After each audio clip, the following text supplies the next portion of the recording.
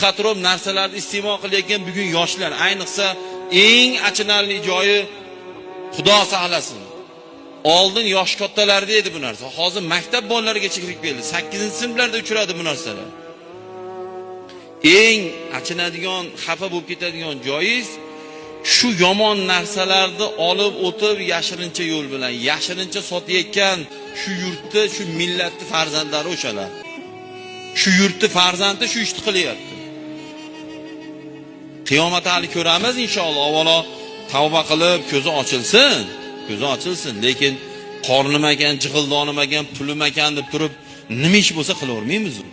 O'sha ifloslarni ushab kelib o'tirmayotganda o'zini baylab turib, "Manu nevaring, manu bolang, manu qizing, dava og'zingni och, tiqamiz shu tabletkani dinda." Voydod deydi. O'ziga ravo ko'rmaydi, bolasiga ravo ko'rmaydi. Lekin zo'r pul qoladi. Zo'r pul olib keladi, sotadi.